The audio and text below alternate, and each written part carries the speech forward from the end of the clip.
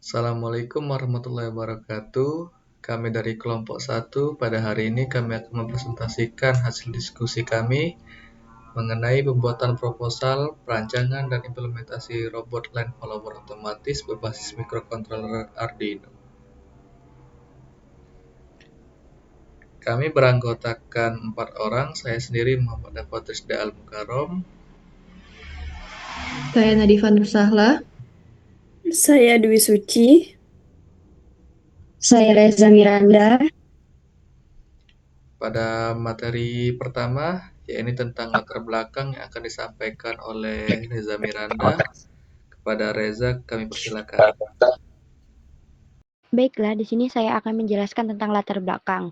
Kemajuan teknologi di bidang iptek mendorong lahirnya robot otonom yang bisa bekerja sendiri tanpa bantuan manusia. Namun, banyak pelajar masih kesulitan memahami sistem otomatis karena kurangnya media pembelajaran yang sederhana dan terjangkau. Salah satu solusi adalah robot line follower, yaitu robot yang mengikuti jalur garis secara otomatis. Robot ini sering digunakan dalam pendidikan, industri, maupun kompetisi. Dengan menggunakan Arduino yang murah dan mudah diprogram, robot ini cocok dijadikan alat belajar untuk memahami cara kerja sistem otomatis secara praktis.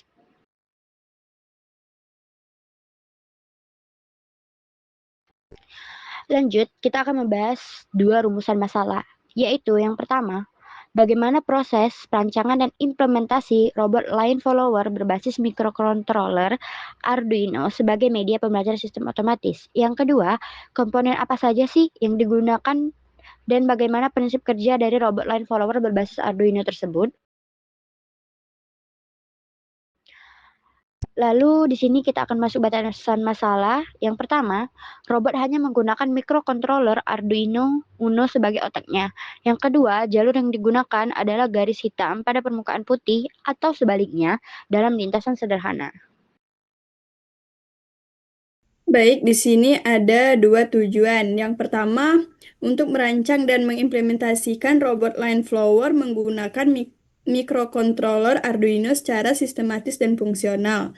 Dan yang kedua, untuk mengidentifikasi komponen utama dan menjelaskan prinsip kerja robot line follower berbasis Arduino. Next. Dan juga ada dua manfaat. Yang pertama, bagi pelajar dan mahasiswa, sebagai media pembelajaran yang aplikatif dalam memahami sistem otomatis dan dasar pemrograman mikrokontroller. Dan yang kedua, bagi institusi pendidikan, menjadi referensi atau prototipe dalam pengembangan pembelajaran berbasis project based learning, khususnya dalam bidang robotika dan embedded system. Selanjutnya, tinjauan pustaka. Beberapa penelitian sebelumnya mengungkapkan tantangan utama dalam pengembangan robot line follower dari Arya tahun 2017 menyebutkan sensor sering gagal mendeteksi garis pada permukaan tidak rata atau pencahayaan tinggi. Selanjutnya ada Raharjo dan Sutopo 2004 menemukan robot sulit mengikuti tikungan dengan jari-jari lebih 35 cm akibat desain manuver dan mekanik yang kurang optimal. Dan selanjutnya, Koko dari 2016 menunjukkan tuning feed manual tidak stabil saat kecepatan meningkat, sehingga perlu metode tuning yang adaptif. Dan terakhir ada Abdul Latif tahun 2020 menambahkan bahwa kecepatan di atas 150 rpm menurunkan akurasi robot ditambah sensitivitas sensor terhadap cahaya dan beban mikrokontroller yang tinggi. Selanjutnya. Kemudian saya akan menjelaskan mengenai komponen utama yang digunakan pada robot line follower ini. Yang pertama yaitu ada sebelumnya ada 4 komponen utama yang kita butuhkan, yaitu ada Arduino, kemudian sensor infrared, motor DC dan juga baterai 12 volt. Nah, Arduino Uno sendiri yaitu di sini berfungsi sebagai microcontroller, jadi semacam otak dari robot ini. Fungsinya sendiri itu untuk membaca data dari sensor, lalu mengatur gerakan motor berdasarkan data itu sendiri. Nah, kelebihannya sendiri dari Arduino yaitu dia mudah diprogram dan juga banyak referensinya. Nah, yang kedua yaitu adalah motor DC. Nah, motor DC ini adalah penggerak utama dari roda robot, di mana nanti ada dua motor, satunya untuk roda kiri dan satu lagi untuk roda kanan. Nah, motor DC ini akan bergerak sesuai perintah dari Arduino Uno itu sendiri untuk belok kanan, kiri, ataupun jalan lurus. Lalu kemudian ada sensor infrared, di mana sensor infrared ini tuh akan mendeteksi garis hitam atau putih di lintasan. Nah, di robot ini tuh robot akan mengikuti garis hitam di atas latar putih, yang di mana robot ini akan membaca pantulan cahaya dari sensor infrared itu sendiri, yang dimana jika warna putih itu memantulkan, kemudian hitam akan menyerap daripada robot itu sendiri. Kemudian yang terakhir ada baterai 12 volt atau power bank, di mana fungsinya ini sendiri untuk menyediakan listrik untuk seluruh komponen robot. Bisa berupa baterai li-ion ataupun power bank atau sumber daya lain sesuai dengan kebutuhan.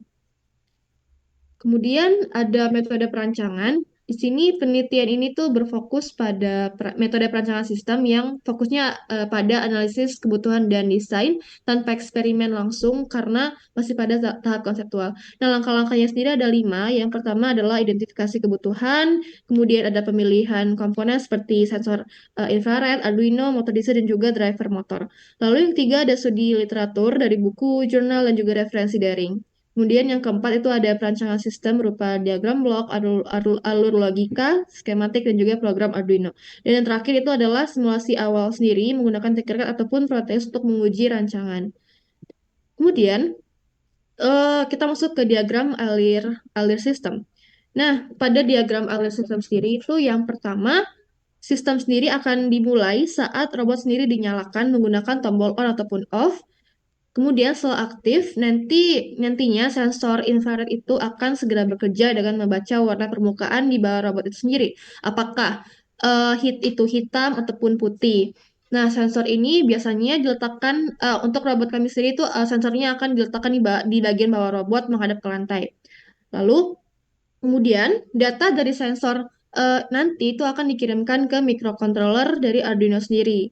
Lalu Arduino-nya akan mengecek posisi garis yang akan terdeteksi. Nah, di mana nanti ada 3 kemungkinan, di mana kemungkinan yang pertama yaitu jika sensornya sendiri akan diletakkan di tengah, itu akan mendeteksi garis hitam, maka robotnya akan dianggap berada di tengah jalur dan akan terus bergerak lurus. Nah, yang kedua, jika sensor kiri itu membaca garis hitam, maka robotnya itu akan belok ke kiri agar hitam kembali ke tengah jalur. Lalu, jika sensor kanan membaca garis hitam, maka robot perlu berbelok ke kanan. Itulah 3 kemungkinan yang akan terjadi. Kemudian, selanjutnya, pada Arduino itu akan memberikan perintah ke driver motor yang kemudian akan mengatur arah dan kecepatan motor DC sendiri agar roda bergerak sesuai kebutuhan, yakni bisa lurus, belok kiri, ataupun belok kanan. Nah, proses ini tadi akan terus berulang atau looping selama robot itu masih hidup dan sensor masih membaca garis. Apabila robot itu kehilangan jalur atau mencapai ujung lintasan, maka sistem bisa dihentikan ataupun dimatikan. Nah, dengan diagram ini kita bisa melihat bahwa robot bekerja secara otomatis dan berulang, mengikuti garis dengan membaca data sensor dan menggerakkan roda berdasarkan logika yang sudah diprogram di Arduino.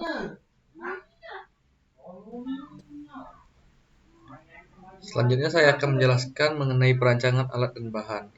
Adapun alat-alat dan bahan yang digunakan dalam pembuatan robot yaitu yang pertama Arduino Uno R3 sebanyak 1 buah sebagai microcontroller utama untuk memproses data dan mengontrol robot. Yang kedua sensor infrared CCRT 5000 sebanyak 3 buah berguna untuk mendeteksi warna garis lintasan hitam atau putih. Yang ketiga adalah motor DC sebanyak 2 buah menggerakkan roda kiri dan roda kanan pada robot. Lalu ada motor driver L298N atau L293O sebanyak 1 buah mengatur kecepatan dan arah motor DC. Selanjutnya ada rangka robot 1 set yang berfungsi sebagai wadah bodi dari seluruh sistem robot. Lalu ada roda sebanyak 2 buah sebagai penggerak robot. Ada obeng, solder, dan peralatan listrik secukupnya, alat bantu untuk merakit sistem. Selanjutnya ada caster wheel atau roda bebas sebanyak 1 buah, menjaga keseimbangan robot di bagian depan atau belakang. Lalu ada baterai Li-ion atau powerbank, menyediakan sumber daya untuk sistem.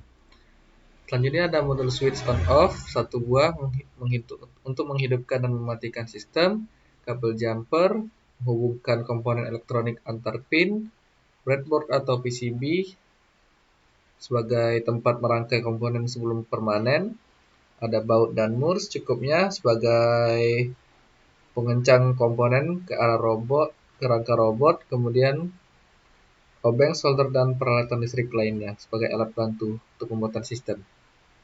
Selanjutnya, next. Selanjutnya ada sebuah diagram blok. Di sini terdapat tiga sensor IR, Arduino, motor driver, motor DC, dan power supply. Diagram blok sistem robot line follower menunjukkan alur kerja dari input hingga output. Sensor infrared atau IR membaca garis di lintasan hitam atau putih dan mengirimkan data ke microcontroller Arduino Uno. Arduino memproses data tersebut dan menentukan arah gerak robot, lurus, kiri, atau kanan. Perintah gerak diteruskan ke motor driver seperti L298N yang mengendalikan motor DC untuk menggerakkan roda sesuai instruksi. Semua komponen mendapatkan daya dari baterai. Sistem ini bekerja terus-menerus selama robot aktif dan deteksi garis lintasan. Selanjutnya, berikut adalah desain skematik robot yang telah dibuat menggunakan aplikasi Tinkercad berdasarkan diagram blok. Di sini terdapat 3 sensor infrared, 1 buah Arduino Uno, 2 motor DC, 1 breadboard sebagai tempat untuk menyambung semua pin, dan ada baterai 9 volt sebagai daya untuk robot ini. Kemudian yang terakhir ada remote sebagai controller untuk penggerakan robot. Next. Mungkin sampai sini saja penjelasan dapat kami sampaikan dari kelompok kami. Adapun beberapa kesimpulan dapat disimpulkan dari proposal yang telah kami buat. Proposal ini merancang sistem robot line follower otomatis berbasis Arduino sebagai media pembelajaran praktis dan terjangkau di bidang sistem otomatis. Robot ini menggunakan sensor infrared, motor DC, dan Arduino Uno untuk mengikuti garis secara otomatis. Pendekatan ini mengatasi tantangan teknis seperti akurasi sensor dan pengendalian motor tanpa eksperimen fisik langsung. Diharapkan perancangan ini menjadi saran efektif untuk memahami integrasi perangkat keras dan lunak dalam sistem microcontroller. Next. Mungkin sekian yang bisa kami sampaikan dari kelompok 1. Lebih kurangnya kami mohon maaf. Kepada Tuhan kami mohon ampun. Kami akhiri. Assalamualaikum warahmatullahi wabarakatuh. Terima kasih.